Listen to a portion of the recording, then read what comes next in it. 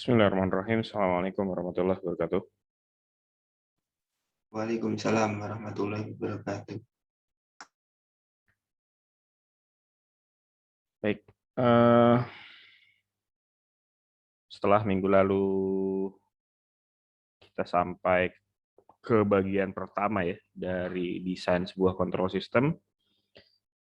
Kita bertemu kembali di minggu ini untuk membahas bagian berikutnya ya. Dan ini adalah bagian terakhir sebetulnya dari teori soal control system ya, teori dasar tentang control system yang akan kita ambil dari bukunya Ogata. Di pertemuan berikutnya, setelah ini kita tidak akan pakai bukunya Ogata lagi, tapi kita akan ambil dari sumber yang berbeda-beda, karena kita akan mulai masuk ke bagian penggeraknya. Dan UTS nanti akan sampai materinya kepada yang kita bahas hari ini. Jadi di semester-semester terdahulu, apa yang kita bahas sampai minggu ke-6 ini kita bahas dalam waktu 1 semester. Ya. Sehingga memang kita punya waktu pelan-pelan untuk mengunyah seluruh materi ini. Ya. Tapi karena di kurikulum yang baru ini ada integrasi dengan beberapa materi yang awalnya adalah di mata kuliah yang lain, maka nama mata kuliahnya diganti menjadi sistem kendali penggerak, dan makanya ada elemen penggeraknya yang perlu kita bahas. Maka setelah UTS, materinya kita pindah ke pemodelan penggeraknya. Jadi pengenalan penggerak dan pemodelan dinamis dari berbagai macam penggerak itu ya. Maka saya tidak bosan-bosannya untuk kembali mengingatkan lagi untuk mengulang kembali seluruh materi yang sudah kita bahas sejak minggu keempat ya. Karena pengulangan itu penting untuk melancarkan ya, pemahaman maupun memperlancar skill ya. Karena skill matematiknya sampai minggu ke-6 ini perlu agak dilatih, terutama yang terkait dengan skill di transformasi Laplace ya. Kita bahas di awal sekali minggu kedua waktu itu. Minggu ini ya kita akan masuk kepada materi yang disebut sebagai stabilitas ya. Kestabilan sebuah sistem maupun sistem yang sudah mengalami pengendalian. Dan ini bagian terakhir yang menjadi sangat penting karena pertanyaan kritisnya adalah kalau misalkan sebuah sistem punya karakter dinamis awalnya, kemudian sistem itu dikendalikan, apakah setelah dikendalikan itu pertama menjadi lebih baik? Yang kedua, kalau lebih baik, apakah lebih baik untuk seterusnya atau sementara saja baiknya? Setelah itu dia jadi tidak baik. Definisi baik atau tidak itu salah satunya yang akan kita definisikan dalam kuliah hari ini, yaitu kestabilan. Sistem itu harus stabil. Ya, sebuah sistem itu diinginkan, kita umumnya menginginkan sistem itu stabil. Bahkan untuk sebuah sistem yang secara alamiahnya dia sebetulnya tidak stabil. Ya. Stabil atau tidak stabil itu seperti apa? Ilustrasinya banyak ya. Tapi sebagai contoh ya, sebuah sistem yang secara alamiah tidak stabil itu biasanya kalau di buku-buku pemodelan sistem, contoh paling mudah adalah sebuah inverted pendulum atau pendulum terbalik. Pendulum terbalik itu apa? Pendulum terbalik itu adalah pendulum, umumnya pendulum itu kan di bawah begini ya. Inverted pendulum adalah pendulum ketika si posisi stemnya ada di atas. Karena center of gravity-nya tinggi, maka dia punya kecenderungan untuk jatuh ya ke bawah. Ya, ini posisi yang tidak stabil, labil. Contoh lain sistem yang tidak stabil itu sebetulnya salah satunya ya adalah quadcopter. Quadcopter itu adalah sistem yang secara alamiahnya tidak stabil. Karena dia memiliki 4 penggerak ya, yang berputar, gitu. Sehingga kalau tidak menerapkan pengendalian, maka dia akan bergerak tidak stabil. Entah dia bergetar atau dia bergerak posisinya berubah begitu ya. Maka perlu pengendalian untuk menciptakan kestabilan pada sistem yang secara alamiahnya bukan merupakan sistem yang stabil. Seperti contoh inverter pendulum. Ya. Saya nggak tahu Anda zaman kecil pernah main nggak? Dulu saya zaman SD itu suka main sama teman saya. Dulu pakai gagang sapu ya. Gagang sapu ditaruh di atas tangan begini, kemudian kita berusaha menggerakkan tangan untuk menstabilkan gagang sapu itu supaya nggak roboh. Nah, kepala kita dan tangan kita ya, kepala kita ini adalah controller, tangan kita ini adalah penggerak, ya, mata kita adalah sensor. Ya. Kalau kita lihat dia mulai doyong ke kanan, maka otak kita memerintahkan tangan untuk geser. Gitu. Menciptakan sistem loop tertutup semacam itu, nah itu penting dalam sebuah sistem pengendalian supaya sebuah sistem yang awalnya tidak stabil menjadi stabil. Atau bisa juga sebuah sistem yang awalnya sebetulnya stabil, tapi dia terlalu lama, ya. Terlalu lama. Contoh sistem yang semacam ini, kalau ada di antara Anda di rumah yang punya pemanas, ya, pemanas air, yang punya kontrol temperatur, ya. Pemanas air itu bisa mempercepat pemanasan, kemudian menstabilkan air itu pada temperatur yang kita set. Kalau misalkan kita biarkan dia secara alamiah, mungkin bablas, atau kalau powernya rendah, dia terlalu lama ya sampai ke temperatur tersebut. Maka sistem yang awalnya sebetulnya stabil, kita perbaiki kinerjanya supaya dia cepat kepada target yang kita tentukan, tapi tidak bablas.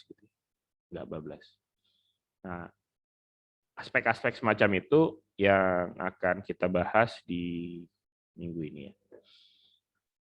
Minggu lalu saya sudah berikan materinya, ya, dan saya ingin minta kelompok 7 ya, untuk coba bahas aspek-aspek teoritisnya sambil nanti saya coba highlight beberapa ya yang penting untuk Anda ketahui. Kelompok 7 ada kelompoknya Sekar. Ya, Pak, ada, Pak. Oh ya, silakan dipersiapkan ya. Dan perlu diingat nanti UTS akan sampai materi ke minggu ini ya. Jadi pastikan Anda menguasai bahasanya ya, bahasanya alatnya yaitu transformasi Laplace ya, karena kita akan menggunakan bahasa itu sampai ke materi yang kita bahas minggu ini yaitu domain S. Kemudian aspek-aspek pemodelan dinamis, bagaimana sebuah sistem kalau diberi gambar Anda memodelkan itu secara menjadi persamaan diferensial, dan persamaan diferensial itu dirubah menjadi domain S. Ya. Kemudian diubah kembali menjadi domain waktu. Dan aspek-aspek ketika sistem pengendalian sudah ditambahkan. Apa yang terjadi kalau saya berikan controller proporsional? Apa yang terjadi kalau saya berikan proporsional diferensial? Apa yang terjadi kalau saya berikan proporsional integral diferensial? Kalau integralnya dinaikkan, diferensialnya diturunkan, apa yang terjadi dengan sistem tersebut ya? Itu yang sudah dibahas minggu lalu, termasuk di tugas ya. Jadi itu perlu dilatih sampai yang minggu ini ya. Apakah sistem itu stabil atau tidak stabil? Gimana caranya supaya menjadi stabil? Apa yang harus diganti? Itu kira-kira. Sudah siap kelompok 7? Oh, cek. Ya. Oke, Pak. Izin share screen ya, Pak. Ya, silakan.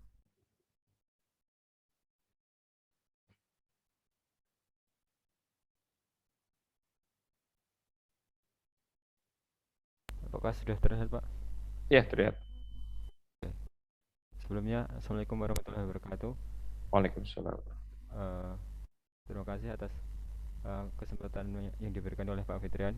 Izinkan kami dari kelompok 7 untuk presentasi pada materi week ke-6. Sebelumnya perkenalkan, kami kelompok 7 terdiri dari yang pertama Sekar Gading Happy Hapsari, yang kedua saya sendiri Suryanto, yang ketiga Wisnu Dwi Prasetyo, dan yang keempat Dias Damara Fakri Nugroho. Ya, langsung saja. Monggo Gading. Ya, terima kasih Suryanto. Sebelumnya suara aku terdengar dengan jelas ya.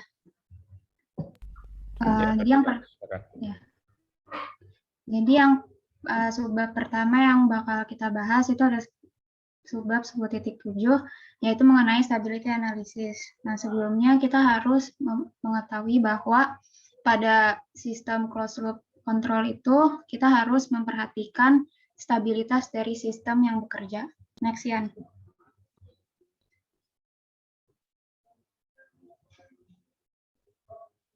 Nah, kemudian ada stability analysis in the complex plane. Nah, jadi untuk mengetahui stabilitas dari closed loop system, kita bisa mengetahuinya berdasarkan lokasi kutub closed loop pada bidang S-nya. Nah, sistem yang dikatakan stabil itu jika semua kutub berada di sebelah kiri sumbu JW, karena setiap respon transiennya akan mencapai kesetimbangan. Nah, kemudian stabilitas sistem tidak akan dipengaruhi input. Sorry, itu bukan JW ya, J omega ya. Oh, ya. Jadi W-nya itu bukan W ya, itu omega itu.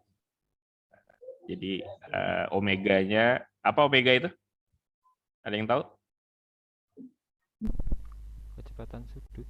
Kecepatan sudut ya, kecepatan sudut. Omega itu adalah kecepatan sudut yang biasanya dalam konteks ini menandakan frekuensi ya, frekuensi. Jadi frekuensi natural dari sebuah sistem ya, atau frekuensi yang respon dari sebuah sistem, J omega ya, bacanya J omega. Oke, lanjut. Jadi untuk sistem yang dikatakan stabil, maka semua kutub harus berada di sebelah kiri sumbu J omega, karena setiap respon transiennya akan mencapai kesetimbangan. Nah, lalu stabilitas sistem ini tidak akan dipengaruhi oleh input dan fungsi penggerak pada sistemnya. Nah, tapi input dan fungsi penggerak itu hanya dapat berkontribusi pada sistem yang sudah stabil atau sistem yang sudah mencapai steady state-nya. Nah, lalu sistem yang dikatakan tidak stabil itu jika salah satu atau lebih kutub berada di bidang S bagian setengah kanan. Karena jika kutub ada di bagian setengah kanan itu akan menimbulkan mode dominan seiring dengan bertambahnya waktu. Nah, lalu jika kita menghidupkan power pada sistem yang tidak stabil, maka output dari sistem tersebut akan meningkat. Nah, sehingga jika tidak terjadi saturasi atau jika kita tidak menghentikan sistem tersebut, maka sistem itu dapat rusak.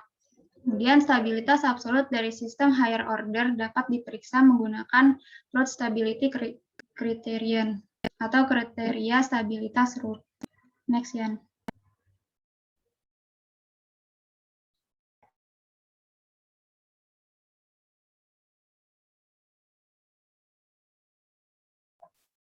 Nah, kemudian kita akan membahas lebih dalam mengenai kriteria stabilitas root-nya. Nah, di sini mungkin sudah dimention dari presentasi sebelumnya. Di sini ada fungsi transfer dari sistem closed loop dengan persamaan CS per RS ini. lalu dengan A dan B-nya konstan, dan M kurang dari sama dengan N. Nah, lalu untuk kita mengetahui stabilitas dari sistem loop tertutup, kita harus mengetahui lokasi akar persamaan karakteristiknya. Nah, persamaan karakteristiknya itu merupakan penyebut dari persamaan fungsi transfer ini, yaitu A0 pangkat S pangkat N ditambah A1 dikali S pangkat N-1 dan seterusnya. Nah, kemudian root stability criterion ini akan memungkinkan kita untuk menentukan jumlah kutub dari closed loop yang terletak di bidang S-plane tengah kanan, tanpa harus kita memfaktorkan polinomialnya. Lalu kriteria stabilitas root ini hanya bisa kita lakukan untuk polinomial dengan jumlah suku yang berhingga. Nah, ketika kriteria stabilitas root ini diterapkan pada sistem kontrol, maka kita bisa mendapatkan informasi mengenai stabilitas absolut dari sistem. Next, Yan.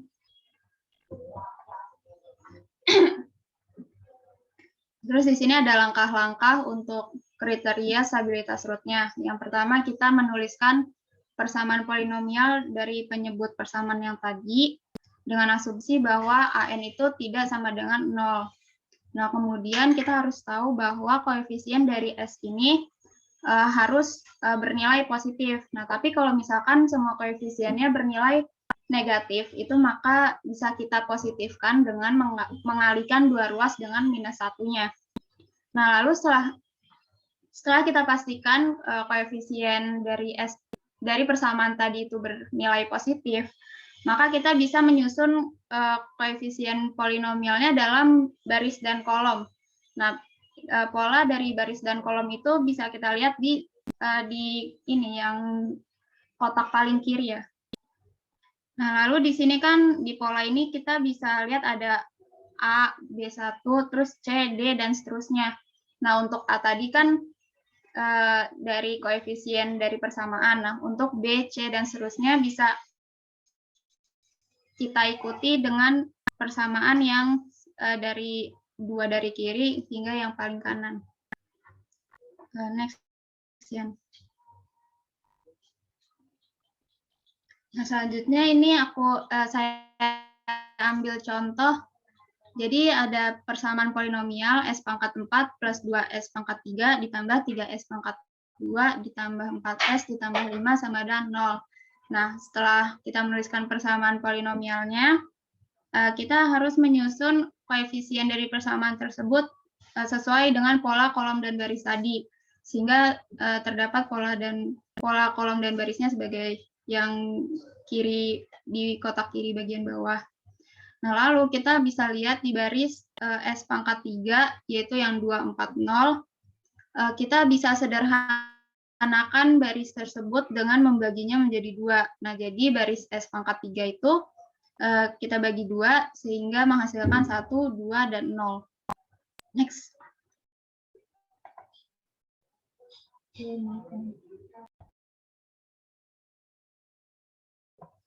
Nah, kemudian yaitu special case. Jadi di kriteria stabilitas root itu ada beberapa case yang di luar dari syarat yang sudah disebutkan di awal, yaitu seperti setiap koefisiennya harus bernilai positif dan lainnya. Nah, case spesial yang pertama itu kalau misalkan pada kolom pertama dari baris manapun itu ada yang bernilai 0. Nah, tapi suku selanjutnya itu tidak 0 atau tidak memiliki suku. Nah, maka bilangan yang 0 itu bisa kita sebut sebagai bilangan positif yang sangat kecil, atau kita simbolkan sebagai epsilon. Nah, kita ambil contoh di persamaan ini, S pangkat 3 plus 2S pangkat 2 ditambah S ditambah disusun koefisien dari persamaan itu kan menjadi seperti yang ini. Nah, lalu di baris S pangkat 1 ini kita lihat menghasilkan 0. Nah, sehingga karena 0 itu kita anggap atau kita ganti bilangan 0 itu menjadi epsilon. Nah, case yang kedua yaitu kalau misalkan tanda di atas 0 atau di atas epsilon itu sama dengan tanda di bawahnya. Nah, itu artinya persamaan tersebut memiliki sepasang akar imajiner atau memiliki dua akar plus minus J. Nah, misalkan pada contoh yang tadi kita lihat di atas 0 itu bernilai positif 2 dan di bawah 0 itu positif 2 juga, berarti tandanya sama kan? Makanya persamaan itu memiliki sepasang akar imajiner. Nah, selanjutnya kalau misalkan tanda koefisien di atas epsilon itu berlawanan dengan tanda di bawahnya, maka kita dapatkan satu perubahan tanda atau one sign change. Contohnya aja di persamaan ini, yaitu S pangkat 3 minus 3S plus 2 sama dengan 0. Nah, kalau kita susun koefisiennya menjadi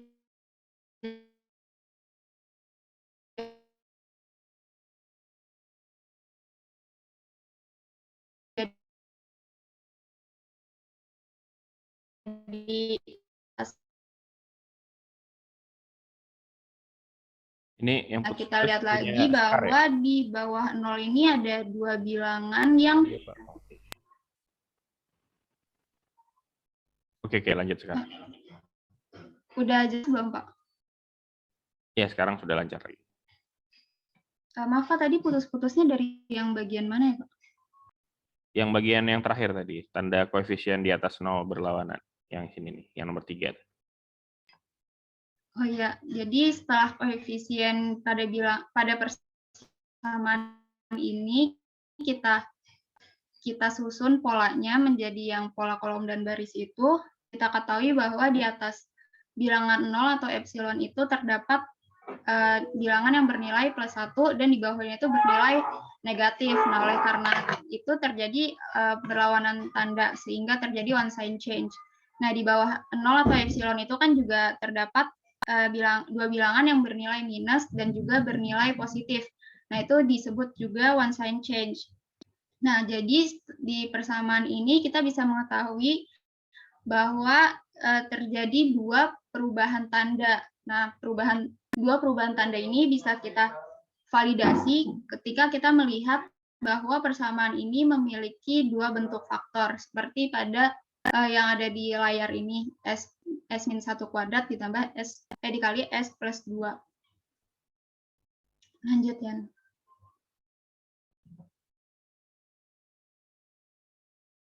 Nah, case yang selanjutnya yaitu jika semua koefisien pada setiap baris turunan itu bernilai 0. Nah, sehingga akar-akar yang besarnya sama, yang terletak secara radial berlawanan satu sama lain di bidang S, yaitu memiliki dua akar real yang besarnya sama dan berlawanan tanda dan atau dua akar imajiner konjugasi.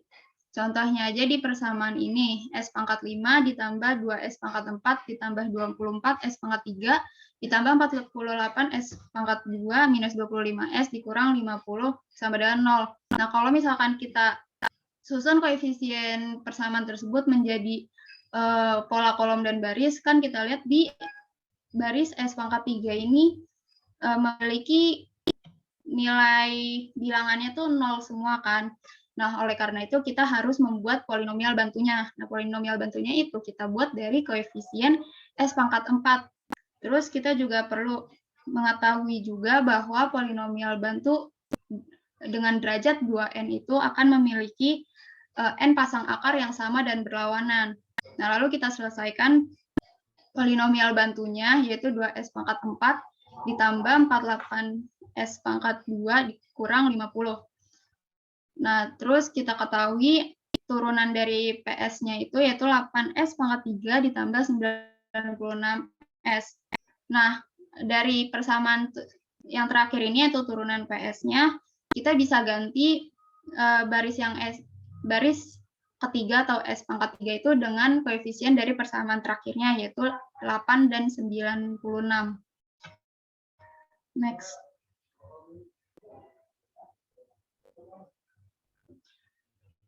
Nah, selanjutnya setelah kita ganti, kita bisa bisa mendapatkan bilangan-bilangan selanjutnya ya. Nah, lalu pada susunan yang baru tadi, kita dapatkan satu perubahan tanda di kolom yang pertama. Nah, kita lihat di sini kan ada 0. Nah, di atas 0 itu ada dua bilangan yang berbeda, yaitu minus 50 dan plus 96. Nah, jadi persamaan yang awal tadi itu memiliki satu akar dengan bagian real yang positif. Nah, kemudian kita memecahkan akar-akar persamaan dari polinomial bantunya, sehingga kita mendapatkan akar-akarnya sebagai berikut ini. Next, Yan. Nah, selanjutnya ada relative stability analysis. Jadi, kriteria stabilitas root itu merupakan sebuah pendekatan yang sangat berguna untuk kita dalam menguji stabilitas relatif pada suatu sistem dengan kita menggeser sumbu di bidang S-nya. Nah, artinya kita bisa mensubstitusikan persamaan S sama dengan S vektor dikurang sigma, dengan sigma itu bernilai positif konstan. Kita substitusikan ke dalam persamaan karakteristik sistem, dan kita menulisnya dalam bentuk S vektor, dan kita menerapkan kriteria stabilitas root-nya itu ke polinomial baru yang juga dalam bentuk S itu. Nah, banyaknya perubahan tanda pada kolom pertama susunan yang dikembangkan oleh polinomial itu akan sama dengan akar yang terletak di sebelah kanan garis vertikal S sama dengan minus sigma. Nah, oleh karena itu, dengan analisis ini, kita bisa mengetahui jumlah akar yang terletak di sebelah kanan garis vertikal S sama dengan minus sigma. Next. Nah, bahasan terakhir dari subbab 10.7 ini adalah aplikasi kriteria stabilitas root untuk kontrol sistem analisis. Nah, misalnya, misalkan di sini kita ada sebuah sistem closed loop dan kita harus menentukan K-nya agar sistem tetap stabil. Nah, kan kita di sini sudah diketahui fungsi closed loop sistem itu. Nah, kan tadi kan sudah disebutkan bahwa persamaan karakteristik itu merupakan penyebut dari persamaan sebelumnya. Nah, di sini berarti persamaan karakteristiknya yaitu S pangkat 3 ditambah 3S pangkat 2 ditambah 2S ditambah K sama dengan 0.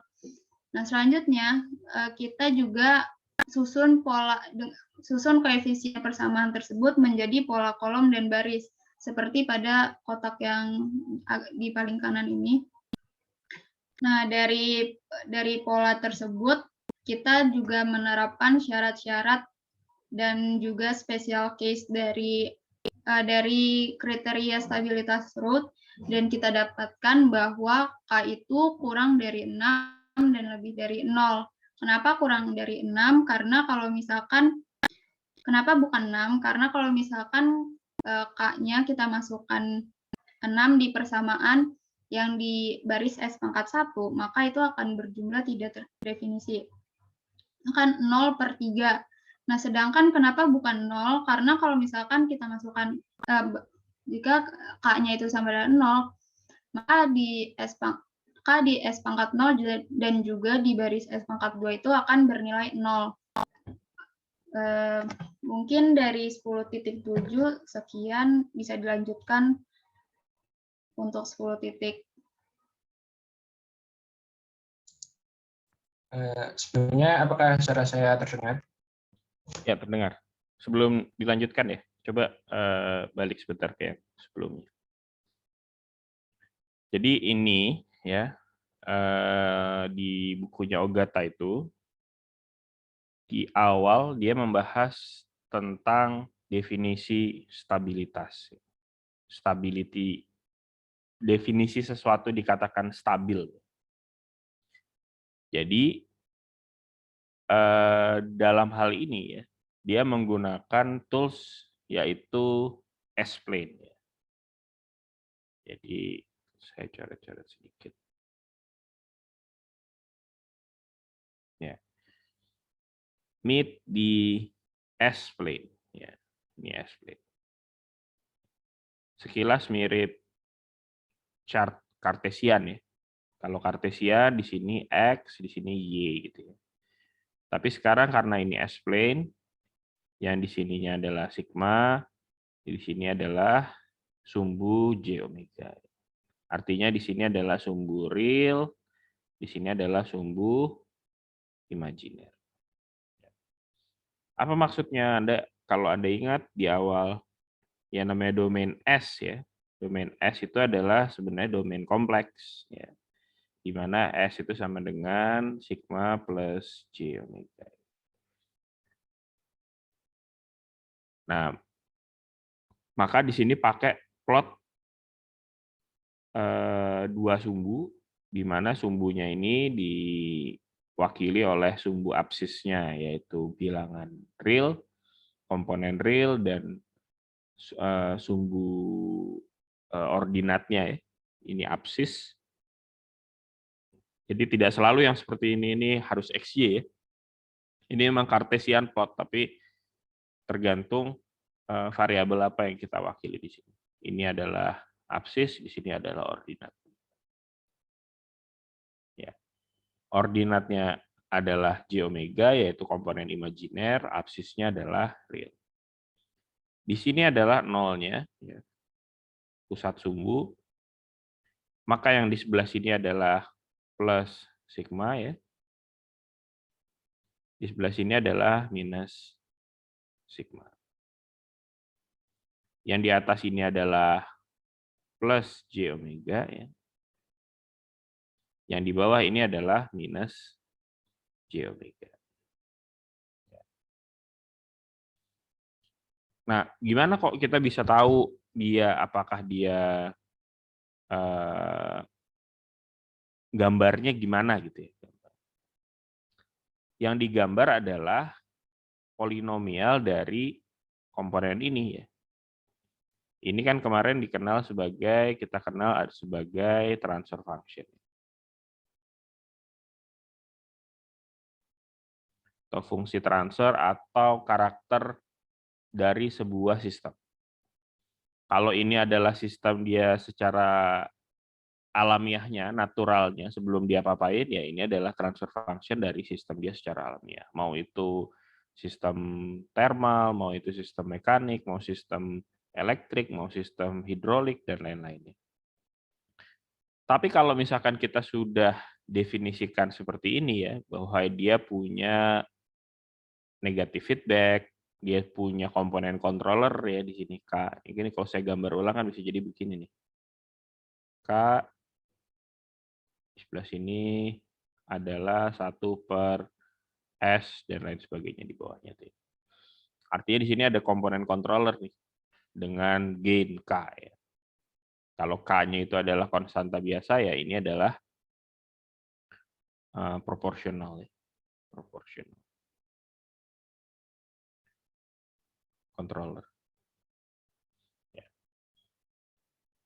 Nah, yang dianalisis didapatkan plot S, ya, ini disebut sebagai S-plane, ya, atau bidang S, karena yang diplot di sini adalah komponen dari S. Yang dari mana kita menggambar ini? Kita dapat dari akar-akar polinomial yang ada di sini. Ya. Yang atas ini bisa jadi dia polinomial, ya bisa jadi S kuadrat plus bla bla bla per yang di bawah juga polinomial ya, di sini S pangkat 3 plus bla bla bla gitu ya. Atas bisa jadi ada akarnya, bawah bisa jadi ada akarnya. Ya. Jadi polinomial ini kita treat terpisah lah. Akar-akar dari polinomial yang ada di atas, kalau digambar di sini, kita gambar dengan simbol bulat.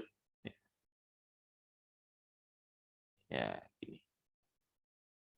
Karena kita gambarnya pakai simbol bulat, ya yang atas ini disebut sebagai ya root-nya dari pembilangnya ini adalah disebut sebagai 0.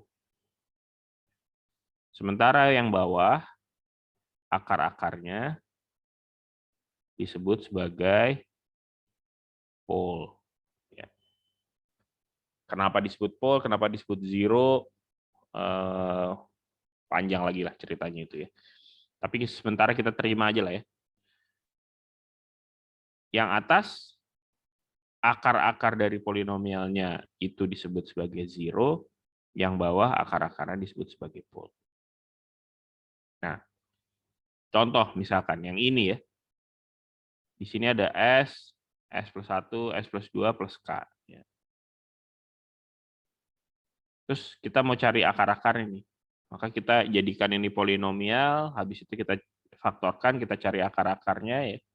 Habis itu kita bisa dapat S1, S2, S3 gitu ya.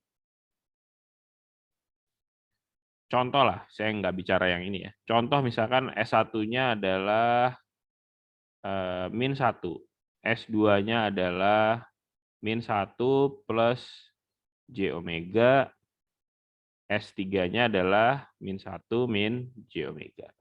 Misalnya gitu. Maka di sini gambarnya gimana ya? Yang satu nih, ini semuanya pole ya. Kalau zero digambarnya pakai bulat, pole itu digambarnya pakai X. Makanya pertama min 1 di sini. Katakanlah di sini min 1 ya. Saya gambar di sini X. Sini kan nggak ada, kita nggak ngomongin zeronya.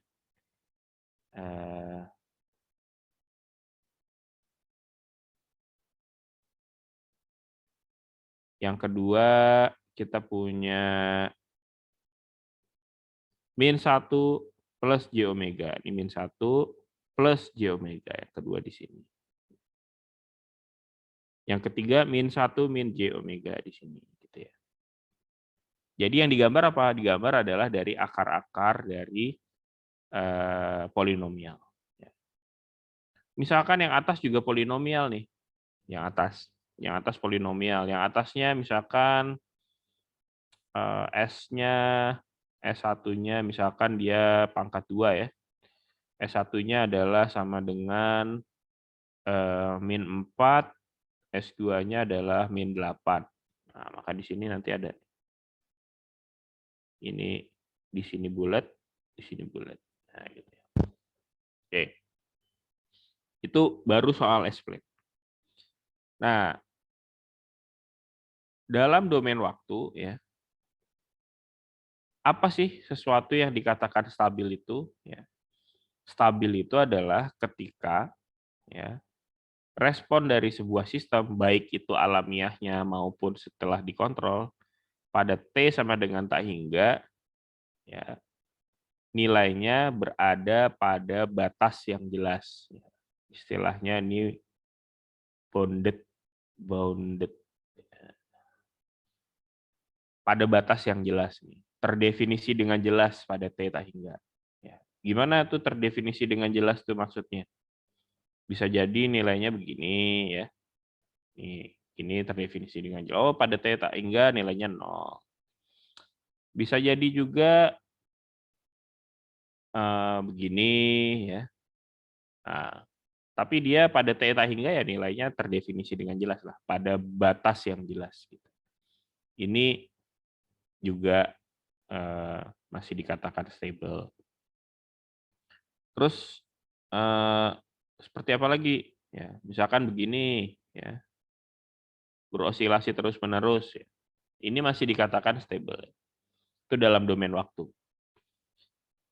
Jadi dalam domain waktu, sesuatu itu dikatakan stabil, ya. Seluruh ini adalah stabil atau stable. Ya.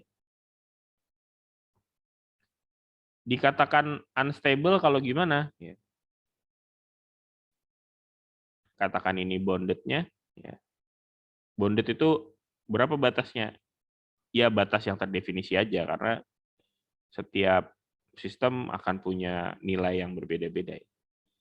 Katakan pada T sama dengan tak hingga, itu nilainya begini nih. Nah, tuh.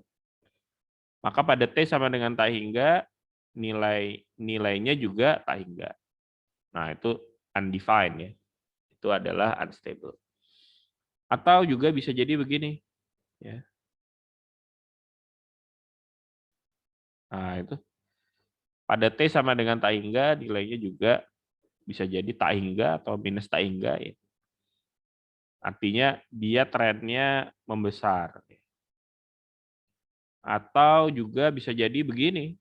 Lurus terus begini juga sama ya. Dia unstable ya. Ini adalah unstable.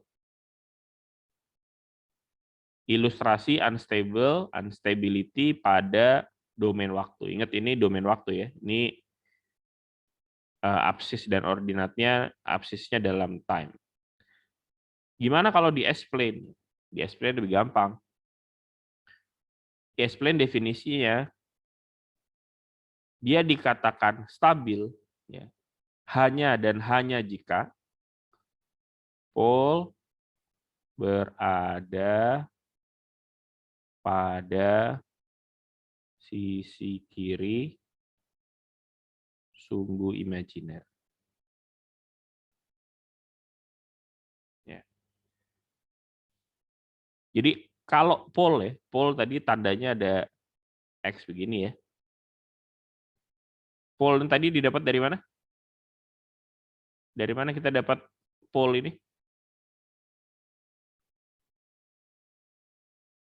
Dari mana kita dapat pol? Akar dari pembilang. Pembilang atau penyebut? Penyebut, Pak. Penyebut ya. Jadi pol ini tadi akar-akar dari penyebut. Selama akar-akar dari penyebut ini ketika digambar di S-plane, lokasinya ada di sebelah sisi kiri dari sumbu imajiner, nih sumbu imajiner. Sumbu imajiner yang tengah. Maka dia stable. Kan jumlah pol ini bisa 2, bisa 3, bisa 100 tergantung polinomialnya. Kalau S-nya pangkat 3 ya bisa jadi 3 ya. Kalau tidak ada pol yang identik. Kalau ada 4 ya, S-nya pangkat 4 ya ada 4. Selama polnya berada di sisi kiri sumbu imajiner maka stable. Tapi kalau ada 1 saja, katakan S-nya pangkat 10 ya. Harusnya ada 10 pol, yang 9 di sisi kiri, 1 aja ada di sisi kanan. Ya. Maka ini adalah penyebab dia unstable. Jadi unstable apabila ada 1 saja minimal, apalagi lebih dari 1 ya, ada 1 saja pol yang berada di sisi kanan sumbu imajiner, maka dia unstable. Tapi kalau seluruhnya ada di sisi kiri, unstable. Dia stable.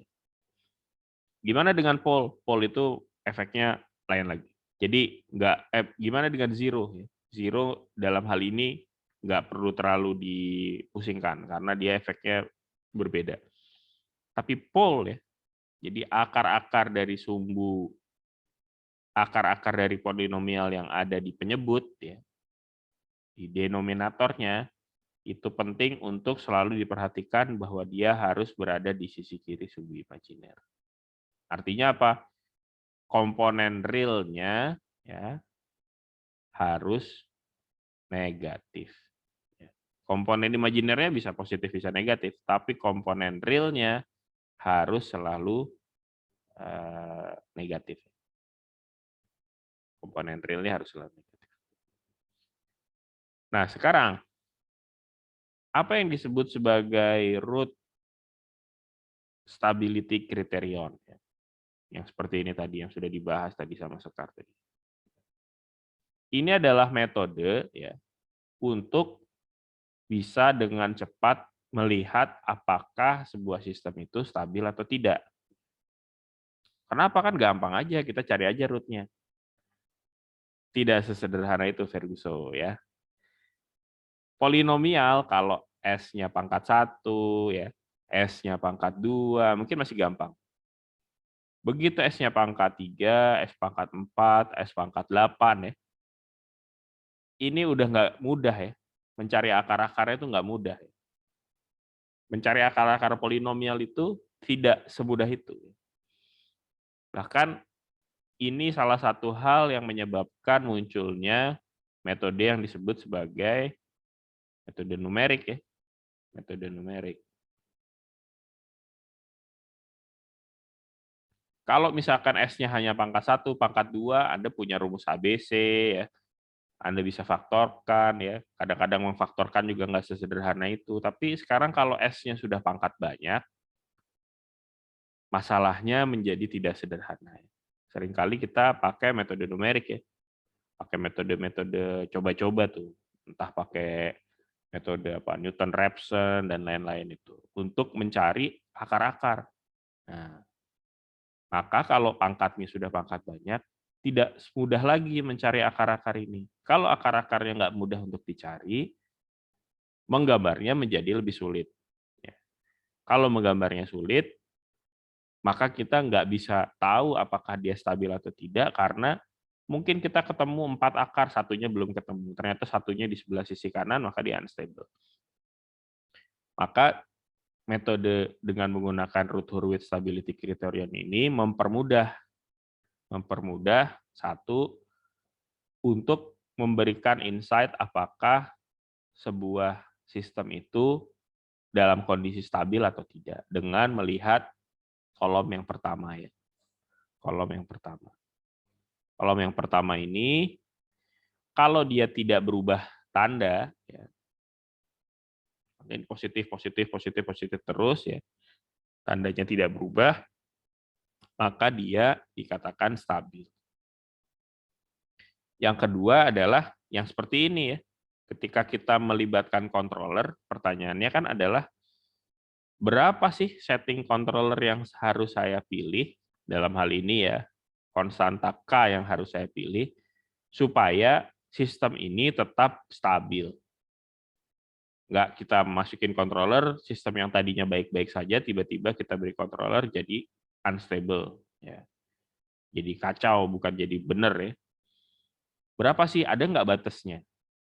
Nah, ini dipakai metode Routh-Hurwitz Routh Stability Criterion ya, atau Routh-Hurwitz Criterion. Nah, caranya tadi seperti yang dibahas Sekar tadi ya. Intinya kita mencari gimana caranya kolom yang pertama ini jangan sampai berubah tanda. Ya. Jangan sampai berubah tanda. Makanya di sini ketemunya K-nya ini antara dia lebih besar dari 0 dan lebih kecil dari 6. Kenapa lebih besar dari 0? Kalau ini semua positif, maka K yang paling bawah ini harus positif. Artinya dia lebih besar dari 0. Ya. Yang ini juga harus lebih besar dari 0. Kalau ini lebih besar dari 0, maka K harus lebih kecil dari 6. Karena kalau K-nya sama dengan 6, dia sudah 0. Kalau K-nya lebih besar dari 0, dari 6, dia maka menjadi nilainya menjadi negatif. Nah itu, jadi metode Routh Stability Criterion ini metode yang mudah, yang cepat dipakai sekedar untuk kita tahu apakah sistem itu stabil atau tidak dan berapa gain yang diperlukan, karena ini kaitannya dengan pemilihan controller ya. Gain K yang diperlukan supaya sistem tetap berada dalam kondisi stabil setelah diberi controller. Yang sampai setelah diberi controller yang tadinya stabil-stabil aja menjadi nggak stabil. Ini salah satu metode yang akan dibahas nanti setelah ini, metode yang lain yang namanya Routh locus ya. Itu menggambar distribusi berapa nilai K yang bisa kita pakai dengan metode plot locus ya, atau loci. Ada pertanyaan mungkin sampai sini? Ya, penting dipahami ya. Satu, definisi sesuatu sistem itu disebut stabil itu penting untuk ditanamkan ya, dipahami sampai dalam hati itu supaya nggak salah ya. Sinusoidal ini stabil ya masih ya. Dia enggak naik turun nggak stabil. Enggak. Dalam definisi kontrol dia disebut stabil. Kenapa? Karena dia berada pada batas yang terdefinisi. Selama dia naik turunnya berada pada nilai yang jelas. Amplitudo yang jelas. Kecuali seperti ini, naik turun tapi makin lama amplitudonya makin besar. Ini contoh yang paling mudah melihat sistem seperti ini. Kalau Anda ada yang senang nonton konser, kadang mikrofonnya feedback, bunyi tadinya nggak kenapa-kenapa, bunyi dikit tiba-tiba ngik gitu ya. Atau kita lagi zoom-zooman seperti ini ya, Anda zoom sama teman Anda di sebelah, suaranya masuk ke dalam mikrofonnya, masuk ke dalam sistem, masuk lagi, akhirnya amplitudenya makin lama makin besar, yaitu unstable system. Sehingga amplitudenya tidak terkendali. Itu unstable system. umumnya sistem di alam itu secara alamiah stabil. Tapi belum tentu dia akan tetap stabil ketika kita sudah intervensi dengan controller. Ya. Dan bisa juga kita memang menerapkan controller untuk menstabilkan sistem yang secara alamiahnya sebetulnya tidak stabil. Jadi kalau Anda tahu kendaraan namanya Segway, Segway itu kan kendaraan yang sebetulnya secara logika nggak masuk akal. Hanya 2 roda, tapi kenapa dia nggak ambruk begini? Dia bisa tetap berdiri seperti ini ya, selama baterainya ada dan sistemnya on, dia tetap berdiri tegak seperti ini, dia nggak ambruk. Itu Segway. Karena dia menerapkan intervensi controller di situ. Begitu dia mau ambruk begini, maka bannya maju ya. Bannya maju untuk menstabilkan posisinya dia. Nah, itu ilustrasi mudahnya. Oke, kalau nggak ada pertanyaan, silakan dilanjut di section berikutnya.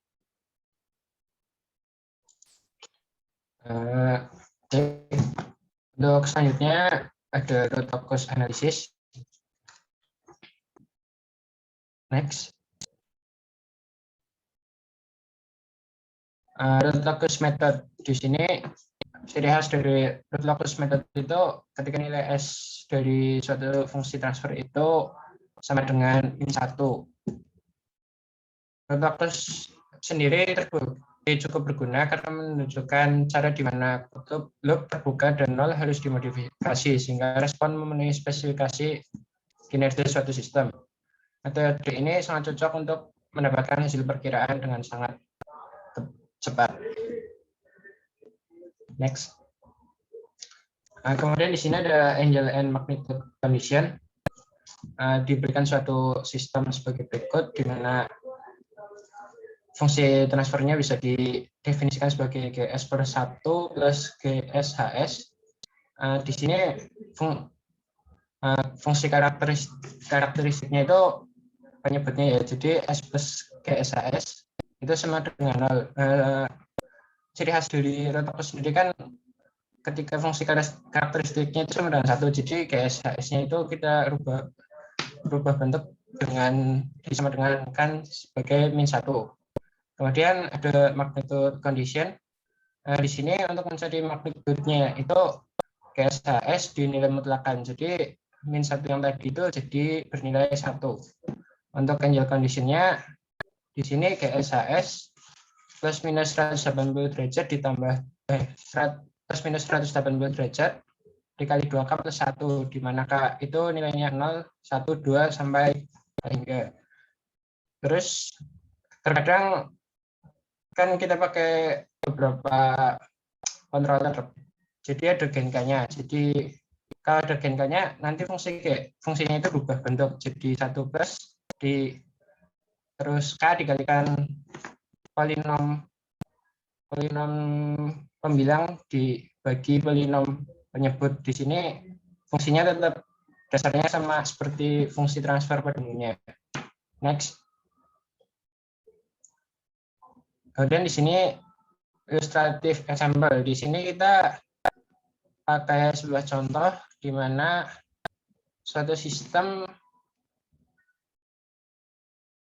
S dikali S plus 1 kali S plus 2.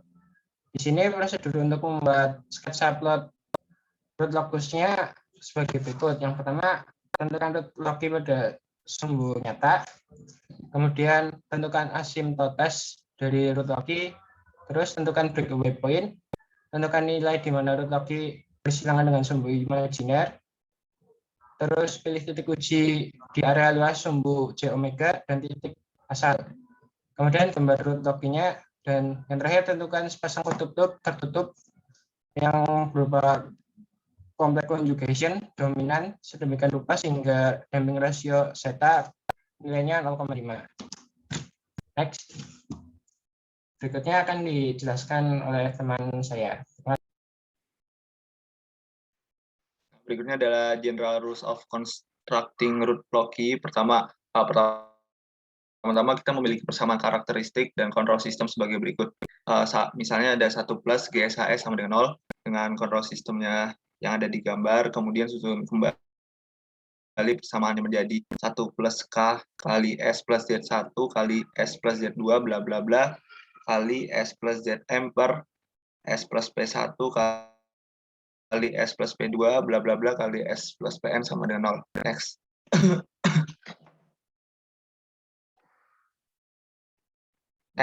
Next.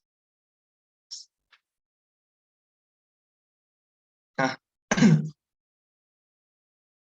sorry, Sur, sebelumnya Sur. Nah, maka parameter yang diinginkan muncul sebagai faktor perkalian diasumsi. Setelah.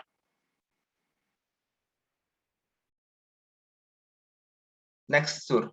Nah, maka parameter yang diinginkan muncul sebagai faktor perkalian diasumsi.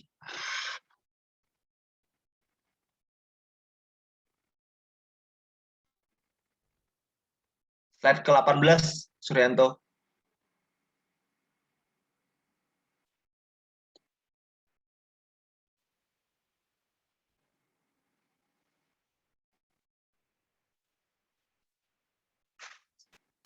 Maka parameter yang diinginkan muncul sebagai faktor perkalian diasumsikan bahwa parameternya yaitu gen K di mana K lebih dari 0.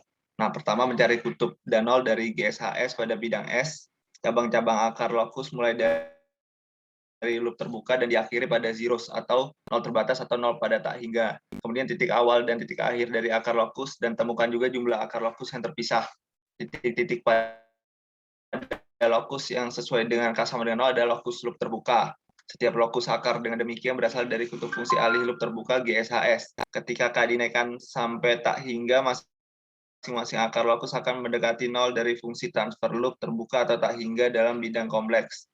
Pada umumnya jumlah kutub loop terbuka melebihi 0, maka biasanya jumlah cabang sama dengan jumlah kutub. Jika jumlah kutub loop tertutup sama dengan jumlah kutub loop terbuka, maka jumlah cabang akar lokus individu yang berakhir di hingga 0 loop terbuka sama dengan nilai M pada zeros loop terbuka.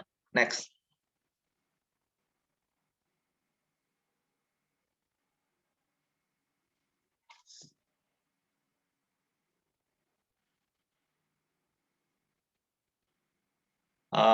Berikutnya menentukan akar lokus pada sumbu nyata.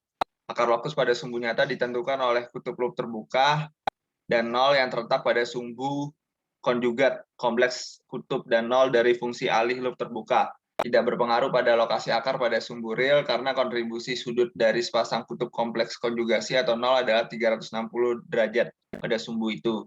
Jika jumlah seluruhnya kutub nyata dan 0 nyata di sebelah kanan titik uji ganjil, maka titik itu terletak pada sebuah akar lokus. Akar lokus dan komplemennya membentuk segmen-segmen yang berseling-seling sepanjang sumbu nyata. Menentukan asimtot dari akar lokus jika titik uji terletak jauh dari asal, maka sudut setiap besaran kompleks dapat dianggap sama.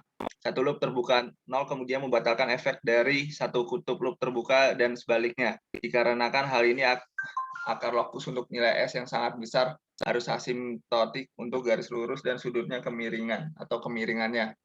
Maka dapat dituliskan sebagai ini sudut asimtotnya sama dengan plus minus 180 derajat dikali 2K plus 1 per N min M.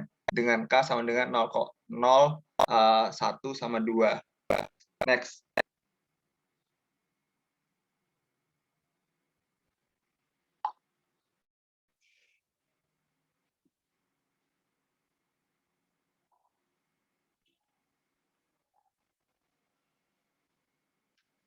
Nah, di sini K sama dengan 0 sesuai dengan asimtot yang membuat sudut terkecil dengan sumbu sebenarnya.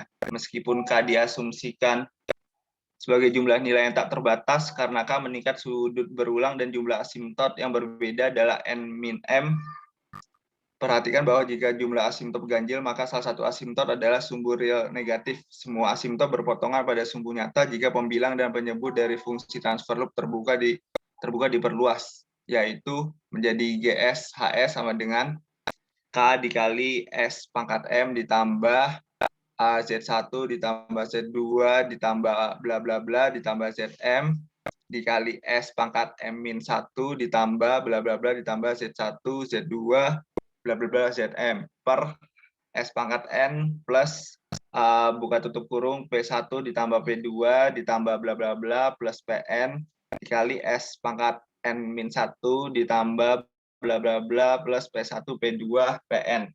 Jika titik uji terletak sangat jauh dari titik asal, maka membagi penyebut dengan pembilang menghasilkan persamaan K per S pangkat N min M ditambah P1 plus P2 plus bla bla bla plus Pn dikurang Z1 plus Z2 plus bla bla bla plus Zm dikali S pangkat N min M min 1. Nah, terus habis itu bisa juga dituliskan menjadi persamaan yang di bawahnya.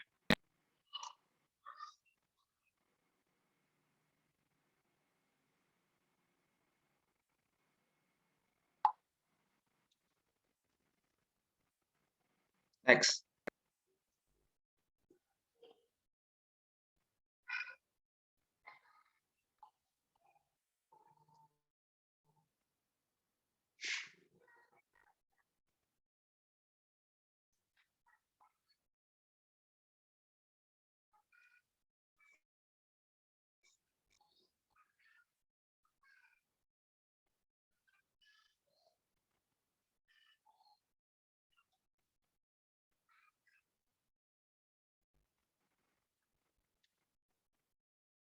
Kok hilang ini slide-nya? Jika absis perpotongan asimtot dan sumbu real dilambangkan dengan S sama dengan tau A, maka tau A-nya sama dengan P1 plus P2 plus bla bla bla plus Pn minus Z1 plus Z2 plus bla bla bla plus Zm per N min M. Karena semua kutub kompleks dan nol terjadi pada pasangan konjugasi, tau A selalu memiliki kuantitas nyata. Setelah perpotongan asimtot dan sumbu real ditemukan, asimtot dapat dengan mudah ditarik dalam bidang kompleks. Harus diingat bahwa asimtot menunjukkan akar lokus untuk mutlak S lebih dari satu. Sebuah cabang akar lokus mungkin terletak pada satu sisi yang sesuai asimtot atau dapat melintasi asimtot sesuai dari sisi ke sisi lain. Next.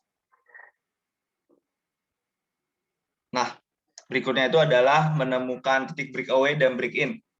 Titik break-in adalah di mana root locus dari bidang kompleks memasuki aksis yang nyata atau root locus lainnya sebagai GNK yang meningkat. Terus titik break-in seperti titik breakaway sesuai dengan titik di S-plane di mana beberapa akar persamaan karakteristik terjadi. Karena simetri konjugat root locus, titik breakaway dan titik break-in baik terletak pada sumbu nyata atau terjadi pada pasangan kompleks konjugat. Next. Titik breakaway dan titik break-in sesuai dengan akar ganda dari persamaan karakteristik seperti yang ditunjukkan sebelumnya, maka titik breakaway dan break-in dapat ditentukan dari akar dk per ds. Ini diferensial dari k terhadap s menjadi min b aksen s as min bs a aksen s per a kuadrat s sama dengan 0, di mana prime-nya menunjukkan diferensial sehubungan dengan s. Next. Nah, berikutnya menentukan departure angle dari root locus dari kutub kompleks pada nol kompleks, yaitu sudut keberangkatan dari tiang kompleks sama dengan 180, terus jumlah vektor ke kutub kompleks yang dimaksud dari kutub lain, jumlah sudut vektor ke kutub kompleks yang dimaksud dari 0. Terus sudut kedatangan pada nol kompleks sama dengan 180 derajat juga. Next. Nah, berikutnya temukan titik di mana akar lokus dapat melewati sumbu imajiner. Titik di mana akar lokus tersebut berpotongan dengan sumbu J omega dapat ditemukan dengan memasukkan S sama dengan J omega dalam persamaan menyamakan kedua bagian real dan bagian imajiner menjadi 0 dan menyelesaikan omega dan K. Nilai omega yang dimaksud memberikan frekuensi pada tempat di mana akar lokus melewati sumbu imajiner. Nilai K yang sesuai dengan tiap frekuensi persimpangan memberikan peningkatan pada titik simpangan. Terus berikutnya mengambil serangkaian titik tes di lingkungan yang luas dan titik 0 bidang S. Sketsa root locus, tentukan root locus di lingkungan sumbu J omega dan titik 0.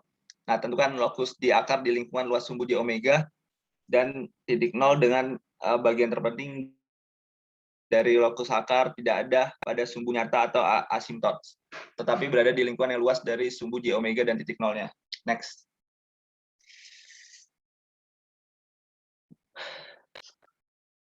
Nah, dari gain K di setiap lokasi root tertentu di lokus, jika perlu lokus akar dapat digradasikan dalam bentuk K, lokus akar kontinu dengan K. Nilai K yang bersesuaian dengan sembarang titik S pada akar lokus dapat diperoleh dengan menggunakan kondisi magnitudo atau K sama dengan product of lengths between point S to poles per product of lengths between point S to zeros. Nilai ini dapat dievaluasi baik secara grafis atau analitis. Jika gain K dari fungsi transfer loop terbuka diberikan dalam masalah, maka menerapkan kondisi magnitudo kita dapat menemukan lokasi yang benar dan dari kutub loop tertutup untuk K yang diberikan pada setiap cabang lokus akar dengan pendekatan coba-coba atau dengan penggunaan MATLAB.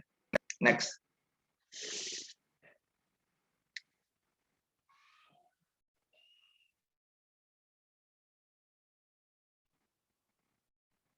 Ini berikutnya adalah typical pole zero configuration and corresponding root loci.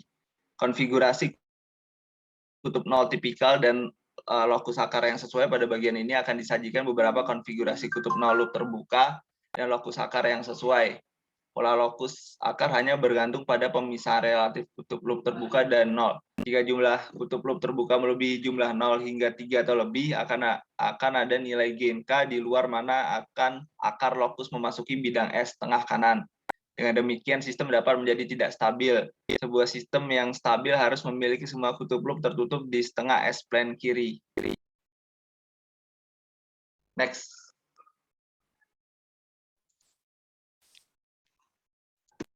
Kemudian lokus buat MATLAB. Sebelumnya Pak Fitrian, apakah perlu disampaikan soalnya pakai MATLAB, Pak? Tidak usah. Nanti minggu depan kita akan bahas yang bagian MATLAB.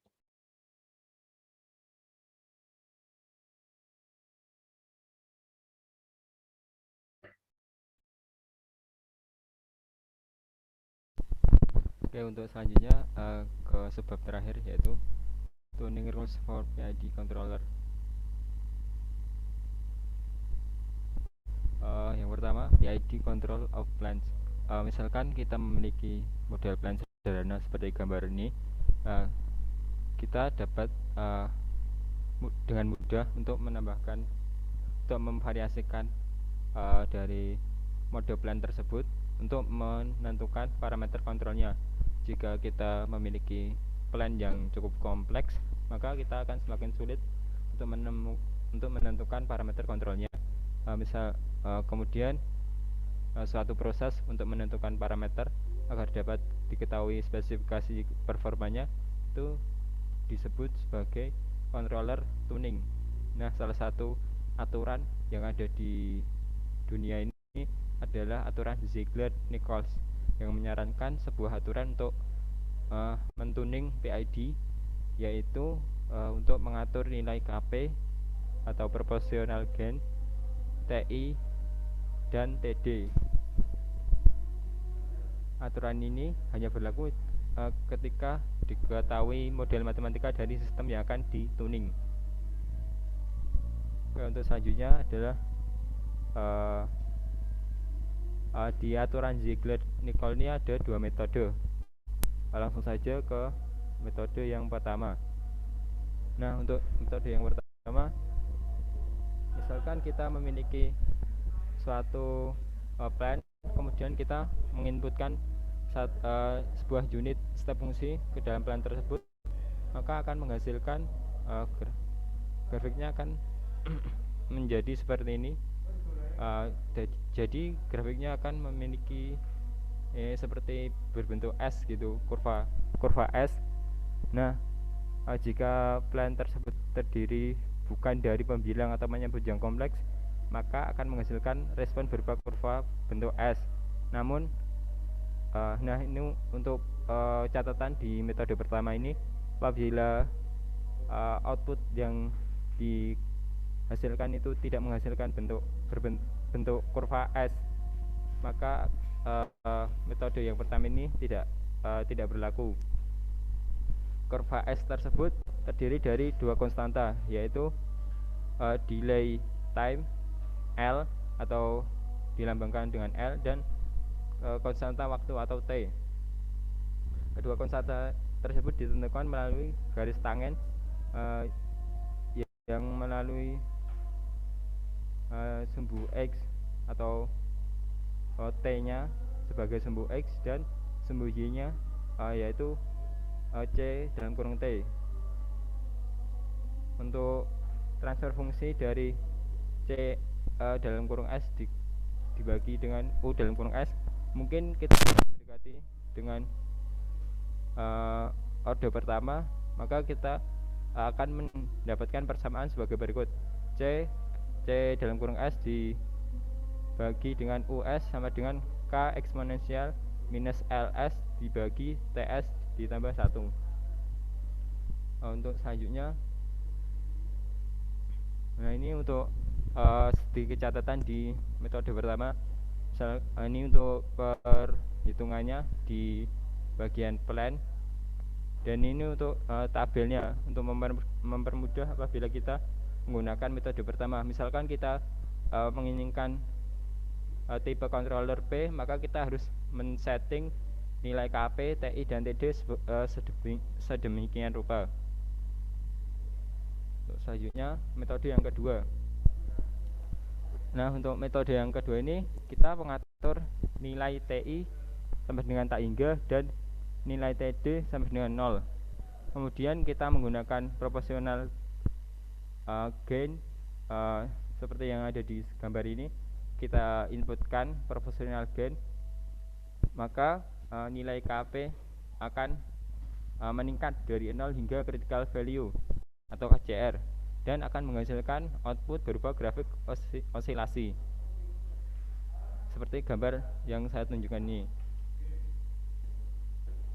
Kemudian ini ada catatan juga di metode yang kedua, yaitu ini untuk perhitungan di plan-nya, dan ini untuk tabel agar kita memudahkan ketika kita mau menggunakan atau memilih tipe controller yang mana.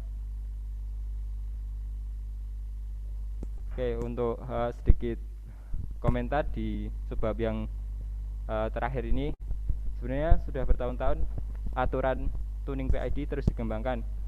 Sejak adanya aturan Ziegler-Nichols ini, kita dapat menentukan atau kita dapat memvariasikan memvariasikan berbagai macam variasi analisis dan grafis untuk mendesain sebuah sistem kontrol PID. Nah, untuk yang kedua, jika fungsi transfer dari plan diketahui, maka nilai KCR atau critical value dan PCR atau critical period dapat dihitung. Kemudian parameter dari nilai KP atau proportional gain, TI atau integral time, dan TD atau derivative time bisa ditentukan. Jika suatu plan dengan PID controller yang telah dituning atau di-setting, maka akan menghasilkan maksimum overshoot sebesar 10% hingga 60%. Namun rata-ratanya sekitar 25%. Cukup sekian dari kelompok kami. Apabila terdapat kekurangan, kami mohon maaf. Wassalamualaikum warahmatullahi wabarakatuh.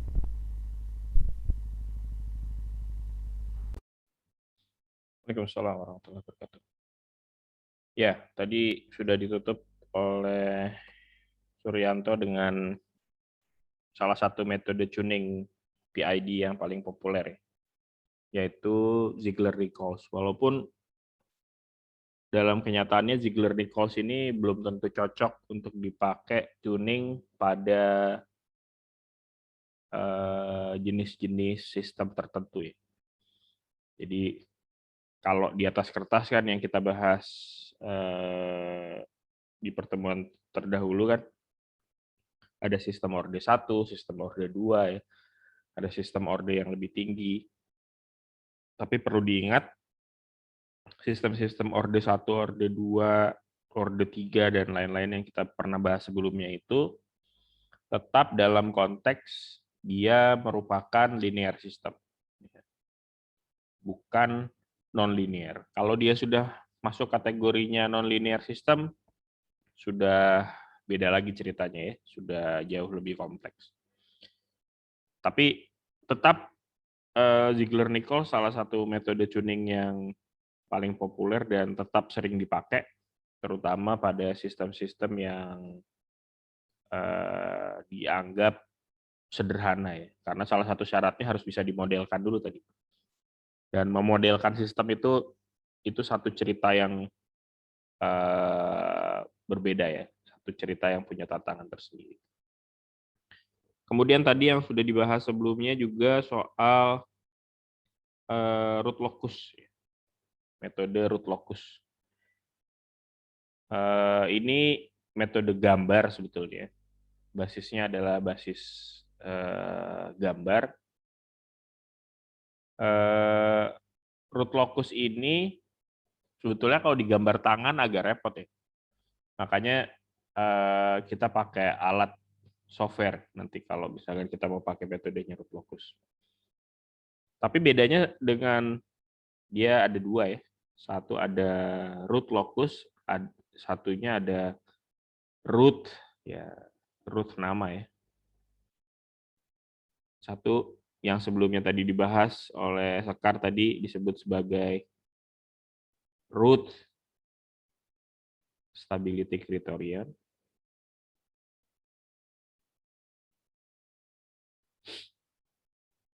Atau ada yang mengenalnya sebagai root array. Atau juga ada yang mengenal sebagai root Hurwitz criterion. Yang metode yang kedua tadi adalah root ya, akar ya, locus. Root locus. Locus dalam bahasa matematik itu ya, definisinya adalah himpunan nilai-nilai yang menghasilkan kondisi tertentu gitu. Nah, dalam konteks ini root locus ini didefinisikan ya, atau metode yang dipakai untuk menggambar ya plot distribusi nilai K pada S-plane. Jadi kalau tadi root stability criterion ini nggak pakai metode gambar ya, kalau root locus pakai metode gambar juga. Nah, cuman bedanya kalau tadi kita cerita soal S-plane ya, S-plane itu menyatakan hanya satu nilai.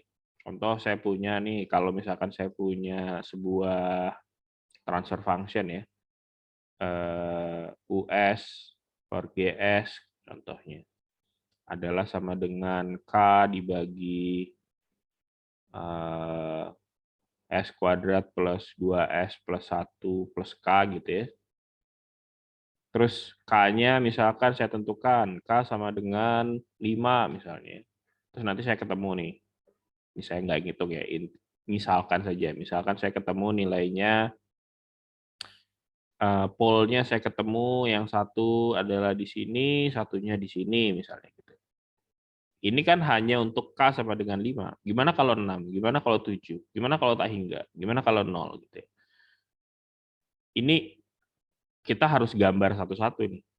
Nah, root locus adalah teknik menggambar yang memudahkan itu ya.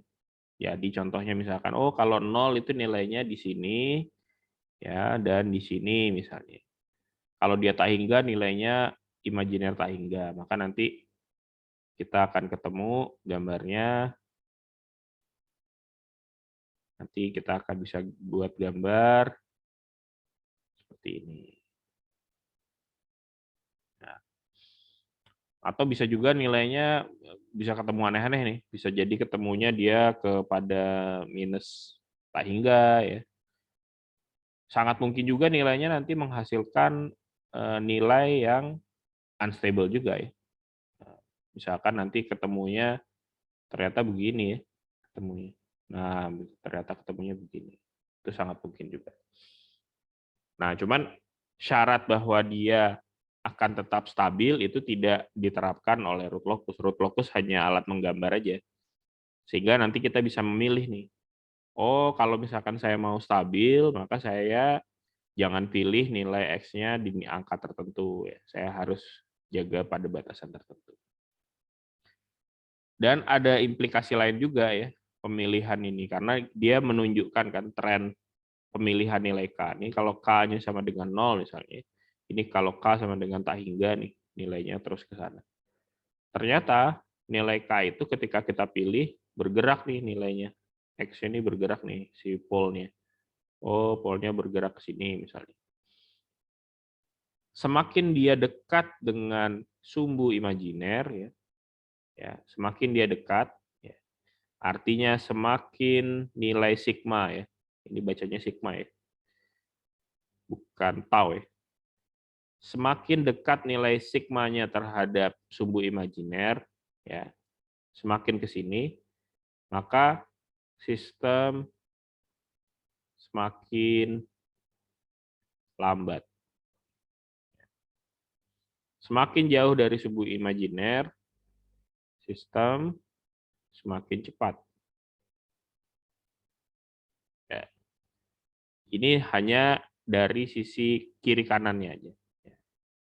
Gimana kalau ke atas bawah nih? Semakin menjauhi sumbu apsis, ya, ini osilasi ya. Frekuensinya semakin tinggi. Semakin mendekati sumbu apsis, ini semakin rendah. Jadi, kalau saya punya gambar ya, katakanlah saya punya gambar begini. Saya punya yang pertama ini, ya. Yang kedua adalah ini. Gimana saya bisa cerita nih? Merah itu seperti apa? Yang hijau seperti apa dibanding yang merah? Dari sisi kecepatan, mana yang lebih cepat? Merah atau yang hijau? Respon nih. Merah. Merah ya. Kenapa? Karena dia lebih jauh dari sumbu imajiner. Ini lebih cepat.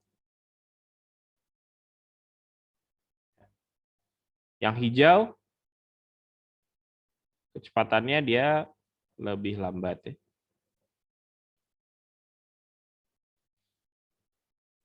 Gimana dengan frekuensinya? Yang merah dibandingkan yang hijau. Mana yang frekuensinya lebih tinggi? Merah, Pak. Merah ya. Karena ingat, ini adalah J omega ya. Artinya kalau misalkan di sebelah sini, misalkan min J. Yang ini min 2J. Min 3J. Ini plus ya. Ini plus J ya. Ini min J, ini min 2J, ini min 3J, dan seterusnya. Semakin jauh menjauhi ke atas, konstantanya semakin besar. Ya, dan ini ingat berpasangan ya. Dia konjugat. Maka semakin besar konstantanya, artinya omega semakin tinggi ya. Kalau omega semakin tinggi, frekuensi semakin tinggi. Ini lebih tinggi. Ya, yang hijau lebih rendah ya. Rendah. Ini kecepatan. Ini frekuensi. Apa yang dimaksud kecepatan lebih cepat? Yang ini kecepatannya lebih lambat ya.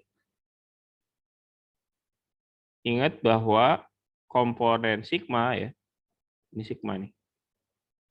Ini minus sigma, ini minus 2 sigma ya. Ini minus 3 sigma. Sigma itu nanti akan menjadi komponen yang ada di sini. Ya. Kalau saya punya E pangkat minus T, ya, dengan E pangkat minus 3T, ya. Kalau saya plot ya, katakan E pangkat minus T itu nilainya seperti ini. Ya.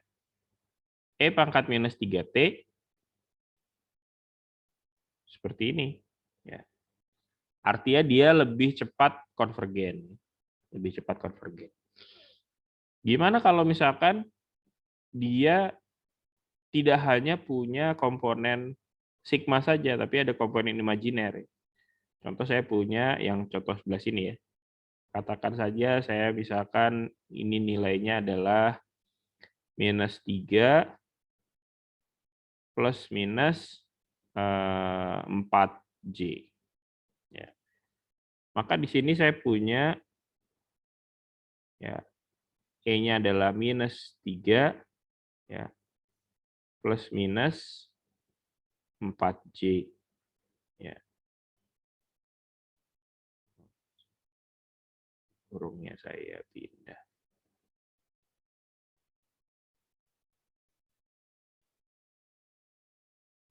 Ya, gini. Ini T gitu ya. Dibanding yang kedua nih. Yang kedua saya tulis E pangkat minus 1 plus minus J. Gitu. Maka gimana kita gambarnya? Yang pertama ini karena dia lebih lambat, frekuensinya juga lebih kecil, mungkin bisa jadi dia begini.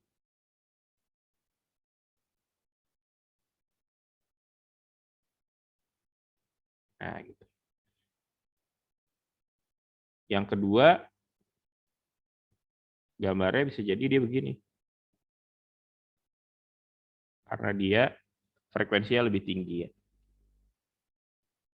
Nah, itu contoh saja ya. Bisa jadi gambarnya tidak persis seperti ini ya. Nah, ini nanti bisa kita pakai alat yaitu MATLAB untuk ngetes gambar. Artinya dari posisi pole pada S-plane ya. Sekali lagi ini adalah S-plane ya, bidang S. Itu akan memberikan kita insight mengenai bagaimana respon dari domain T-nya ya. Kalau dia sama sekali tidak punya komponen imajiner, maka dia nggak akan ada osilasi sama sekali. Contoh di sini ya. Kalau saya punya di sini ya, maka ini adalah E pangkat minus 3T. Ya. Kalau punya komponen imajiner, walaupun sedikit, maka dia akan ada osilasi. Tadi ini nggak ada osilasi, yang ini ada osilasinya. Ya. Kalau dia sama sekali tidak punya komponen real, persis di sini, ya, persis di imajiner, contohnya di sini ya. Maka misalkan E adalah plus minus 3J gitu ya. Maka dia komponennya adalah osilasi tanpa redaman. Ya. Karena sama sekali dia nggak punya komponen J. J-nya kayak komponen sigma. Sigmanya adalah sama dengan 0. Nggak punya komponen real. Kalau komponen realnya ada di sebelah kanan nih, maka Anda bayangkan bahwa komponen E pangkat minusnya hilang. Ini sebelah sini adalah E pangkat, contoh di sini. Ini adalah 1 ya. E pangkat T. Ya. Maka yang terjadi adalah dia akan membesar. Ya.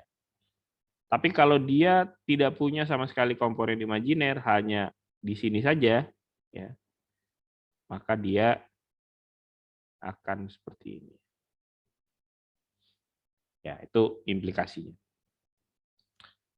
Alright. Saya ingin masuk ke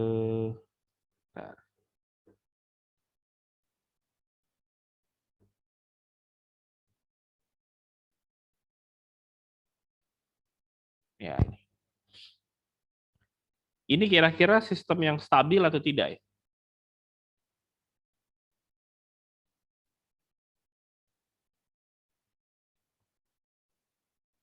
Stabil atau tidak? Stabil, Pak. Stabil. Kenapa stabil? Dia nilainya negatif, Pak. Jadi di kiri. Ya, dia punya zero ya. Zeronya adalah -1. Ya. Jadi kalau saya gambar sini ini -1, -2, -3, ini 1, 2, 3, 4, ini J, 2J, 3J, ini -J, -2J, dan seterusnya ya. Ini sigma, ini adalah J omega ya. Maka pertama saya punya zero, yang sebelah atas ini akan jadi zero ya. Zeronya adalah di sini. -1 ya. Akar dari pembilangnya adalah -1. Ya. Kemudian penyebutnya ada -3 dan -2. Maka saya punya di sini dan di sini. Ya. Ini adalah gambarnya. Ini saya nggak bisa gambar dengan root locus karena saya nggak ada yang divariasikan kecuali saya punya K di sini. Maka ini hanya pertanyaan sesederhana stabil atau tidak. Stabil kenapa? Karena yang merah ini si polnya berada di sebelah kiri. Ya. Maka ini jadi gampang. Stabil atau tidak?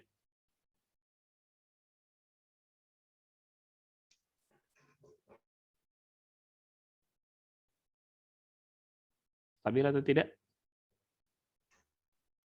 Ya, Pak. Tidak, Pak. Tidak ya. Kenapa? Karena polesnya ada yang terletak di sebelah kanan. Yang mana? Berapa? Yang S-2. S-2 artinya ini jadi 2 ya. Iya. Nah, ini ada pole di sini ada -3 ya. Zeronya tetap di sini. Wah, ini ada satu nih di sebelah kanan ya. Pokoknya di sebelah kanan ini unstable ya. Ini big no, di sini ini nggak boleh nih ya. Sebelah sini ini nggak boleh. Kalau dia ada di sebelah kanan ini dimanapun, di atas, di bawah, pada sumbu ya, maka dia unstable. Pole-nya saja, zero-nya enggak ya. Kemudian, kalau saya punya karakteristik equation, lagi-lagi nih, ini istilah baru nih. Karakteristik equation, persamaan karakteristik. Apa sih persamaan karakteristik?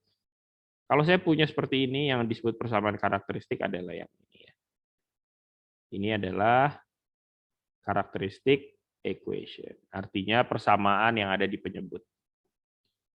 Kalau saya punya karakteristik equation seperti ini, ya, stabil atau tidak?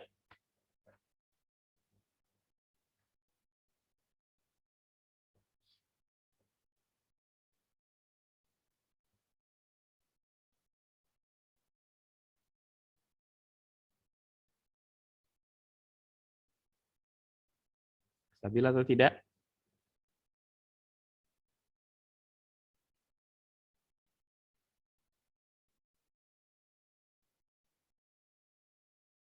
Stabil, Pak. Stabil. Kenapa? Kan kalau karakteristik minus degree semua, Pak. Minus semua. Yang pertama jelas ini ya. Ada ada yang min 2-nya. Ya, seperti merah aja biar jelas. Di sini kita nggak bisa gambar zero ya, karena kita nggak dikasih tahu pembilangnya apa. Saya cuma dikasih tahu, oh karakteristik equation berarti penyebutnya. Cuman ini aja. Tapi dia stabil. Kenapa? 1 min 2 ini. Mungkin nggak akar-akarnya ada yang di sebelah kanan? Ini oke lah, saya nggak mau faktorkan, sulit difaktorkan. Oke, pakai rumus ABC. Min B plus minus akar B kuadrat min 4AC per 2A. Bagian yang paling mungkin jadi imajiner kan yang belakang sini ya. Bagian yang paling mungkin imajiner yang belakang sini. Karena kalau 4AC-nya itu lebih kecil daripada B kuadrat, ya, maka dia akan jadi imajiner. Tapi yang bagian yang depan ini yang akan sangat mungkin menjadi faktor yang menjadikan dia real. Selama B-nya itu negatif, ya, kayak di sini nih, min 2 plus minus akar 4 dikurang 4 kali A kali C.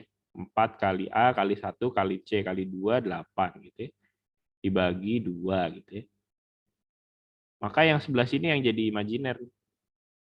Yang depan pasti real. Ya. Yang depan ini tidak mungkin positif. Min 2 dikurang 2, ya ini min 1 plus minus akar min 4 ya. Jadi 2 akar 2J gitu ya. 2J per 2 jadi J ya. Plus minus J. Maka ini adalah min 1 plus J ya. Satunya di sini, satunya min J. Pasti sebelah kiri. Jadi kalau selama persamaan ini tidak menghasilkan bilangan real yang positif, ya dia akan tetap stabil. Kira-kira itu untuk hari ini. Silakan dilatih lagi, dibaca lagi. Terutama bagian stability yang menggunakan pole zero dan yang menggunakan root stability ya.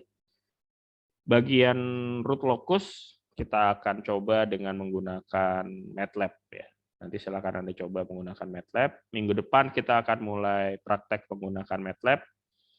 Jadi minggu depan kita istirahat, nggak ada lagi presentasi, tapi tolong siapkan MATLAB ya.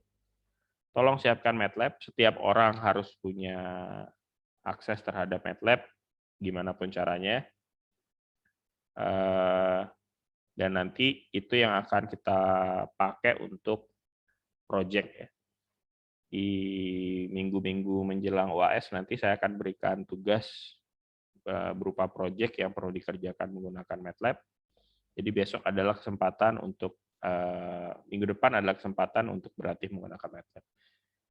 Silakan dipersiapkan dulu MATLAB-nya untuk Anda install di laptop Anda masing-masing. Silakan pakai MATLAB versi berapapun ya, asal jangan yang terlalu lama ya. Versi mulai 2012, 2013, 2014, 2015, sampai yang terakhir 2021 pun boleh ya. Karena kita nggak terlalu pakai fitur yang aneh-aneh ya. Fitur yang sudah ada sejak zaman saya kuliah dulu pun bisa dipakai. Hanya saja kalau versinya terlalu lama sebelum 2012 itu, seingat saya ya, itu user interface-nya agak beda. Takutnya nanti ada bingung karena yang saya akan pakai nanti versi 2019. Yang saya pakai 2019. Jadi kalau Anda mau sama persis, walaupun sebetulnya 2018, 2017, bahkan sampai 2013, 2012 pun saya rasa nggak terlalu banyak berbeda ya user interface-nya. Hanya saja ada beberapa fitur yang mungkin tidak sama persis. kalau Anda punya akses ke yang lebih baru pun tidak masalah ya. 2020, 2021 juga kurang lebih masih sama layoutnya. Itu saja dari saya untuk hari ini. Karena waktunya sudah habis. Sampai ketemu minggu depan. Jadi minggu depan tidak ada tugas presentasi dulu ya. Istirahat dulu. Tapi silakan siapkan MATLAB. Nanti saya akan beri video dulu untuk Anda latihan dengan studi kasus yang sederhana. Minggu depan kita akan coba di kelas dengan studi kasus yang lain. Sekian dari saya. Semoga bermanfaat. Assalamualaikum warahmatullahi wabarakatuh.